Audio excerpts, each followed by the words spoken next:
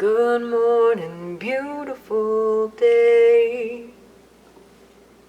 I've got a piece of hair on my sweater and I don't like it there. Woo. Okay, so why am I here? That I don't really know. That I've been trying to figure out, and I think it's going to take a lifetime to figure that out. This is my microphone. I like my microphone. I used it on my school bus with my kids for them to really pay attention, and they seem to truly enjoy it. I think it helps that the colors, change, and it's just like, ooh, yeah, baby, it's a cool thing. I turned off the echo. Yeah, now we're a little more serious. Now we're really talking. So I did my oil change today. That's right, I'm a big boss lady. What? I did my oil change. I also recorded it, so that video coming up for you. Why am I talking with my microphone? Because I have something serious to talk about. I'm making pot stickers. That's not the thing I need to talk about. The thing I need to talk about is that it's okay not to be okay.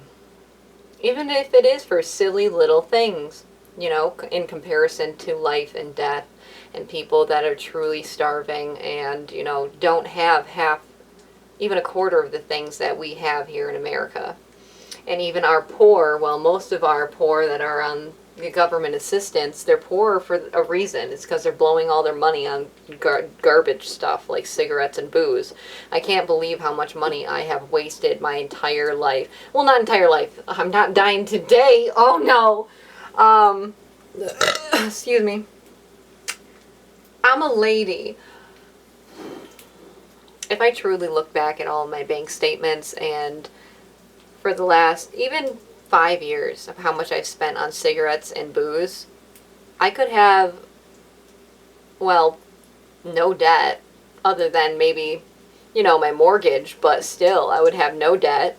I'd probably be able to do all the maintenance on my car, buy a shop and not have to do it myself. Like, it's amazing how all those dollars really add up over the years. So anyways, that went off into a trail that was, I hope, necessary and very intuitive to some out there. Thanks for listening to my rant. What is this really about? Well, I'm feeling emotional because I am a hypersensitive person. And thank you, Mom, for pointing that out. She sent me an article, like my mom likes to do, send me some articles about stuff, about a lot of things, political things, a lot of things. Just recently, though, she sent me a link to a fainting couch that was absolutely gorgeous that she found on Facebook Marketplace. And I was like, wow, Mom, that really looks nice. And she's like, yeah, haven't you always wanted one? I was like, yeah, but I'm not spending no money right now. It looks very nice.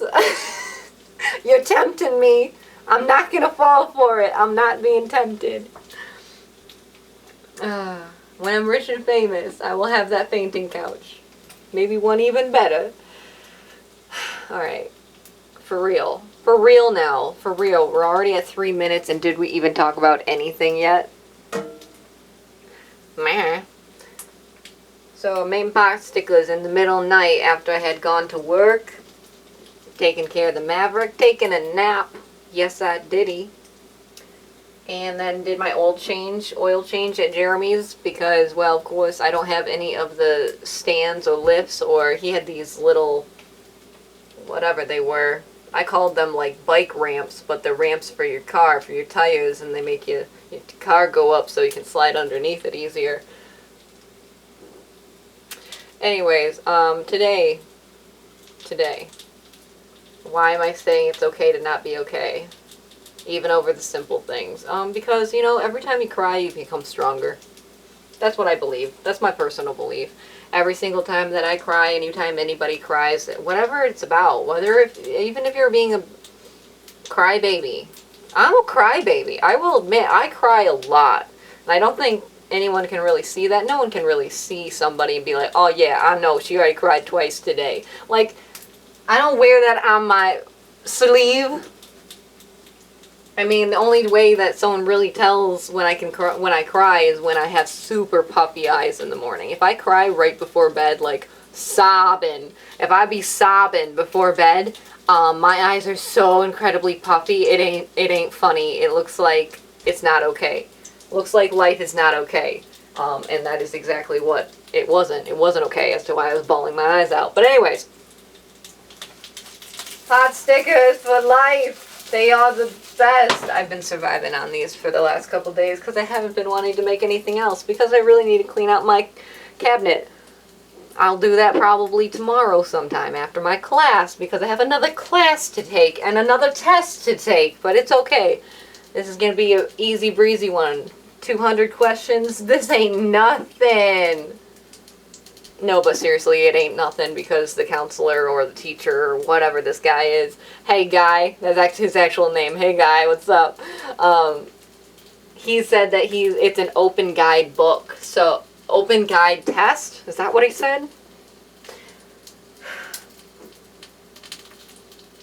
So anyways, that really means that if we have any questions on any questions on any of the questions, we're just gonna be like, hey guy, Mr. Sir guy, what I don't get, and he'll be like, oh, it's probably this, or not specifically tell you the right answer, but run you through a scenario to tell you the answer, and thus how can I fail a test when the teacher is right there to give you the answers? I'm not concerned. It's just gonna be a lot more driving that I don't really want to do on a weekend. But it's okay. We are just dancing leprechauns, making things gold everywhere we go, kids. I hope it's not too loud. I just really wanted my microphone. Yeah, but anyways, my route changed at work, and I'm going to lose some of my kids, and it makes me very sad. And I told them today that I'm not going to be their bus driver anymore because I'm picking up a different portion of a route and losing half of my route and gaining a different half of my route, so different kids, and it was kind of sad. It was kind of sad, honestly. I just learned all of their names, and now I'm not going to see them anymore. And I got to see, you know, a slice of them, a slice of their personality. I've heard their laughter. I've met them, and it kind of bums me out, but my manager did tell me that it may go back to my normal route, the one I'm used to do, will come back next year because we're changing the routes up because we don't have enough drivers. So yeah, that's what I'm talking about. I actually cried about it. I told my students when I stood up in front of the bus and, you know, pulled out my microphone because I had to announce to them that they needed to stay seated while we were driving because our company is getting really do it. Don't not do this. This is for children's safety. Listen up, bus drivers. Okay. So, don't turn off on me. Okay. So anyways, I'm trying to be the big bus driver lady and tell all the kids to keep their little tushies on the little cushies. And,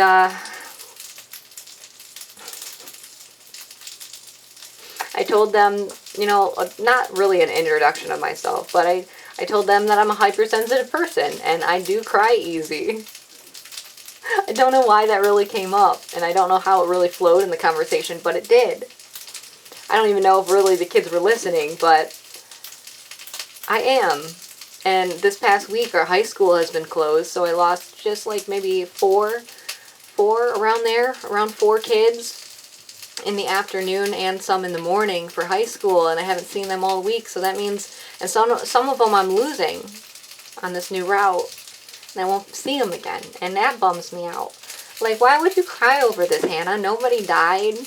Yeah, but I'm thinking about all their names, their faces, and I was just like looking forward to having a whole years with them. I don't know. You don't become a bus driver for the money. And they do tell you that when you go to your classes. At least they did me. You don't do it for the money. Mostly people do it for retirement.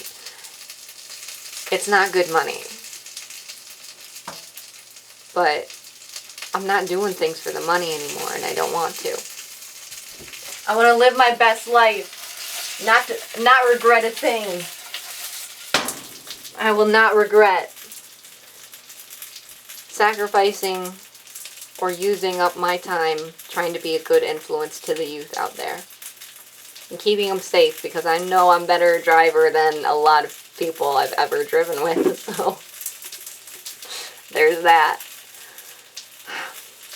And I care a lot.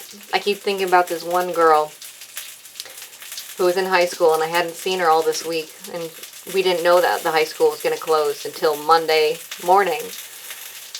But Friday, the past Friday, she was just like, Hannah, I'm going to get off at, the elementary school, because here's a text from my dad. She showed me the text from her dad that she is going to go to her grandma's, which was really close to the elementary school. And I'm being me, and I'm just like, you better not get kidnapped. You better make sure you're there. And she's like, I will make sure that I see you Monday. And she didn't get kidnapped. She was good. She's good. Obviously, they'd be calling me down, because then I'd be the last adult to have seen her if she got kidnapped after that day. Like, I've been running through this. I've been thinking about this girl all week, because I hadn't seen her since that Friday when she told me she was going to see me Monday, and which I did not, because she is a high school and the high school closed. Ha! I care. I love.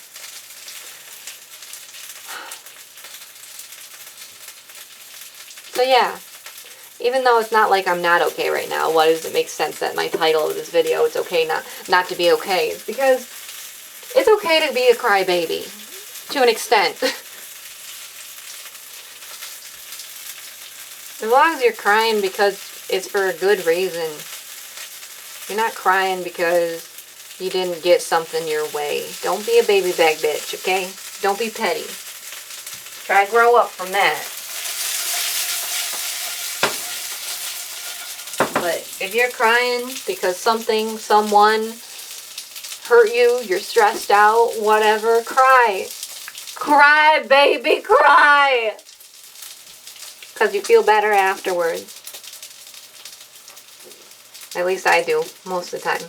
Unless the person in my life is still continuously hurting me. And I continue crying over it. And then it just gets to be like, wow, how do I cut this off? That's another story for another time. I'm going to eat my pot stickers. I hope you guys are having a lovely, lovely Friday night. And not, doing bad things.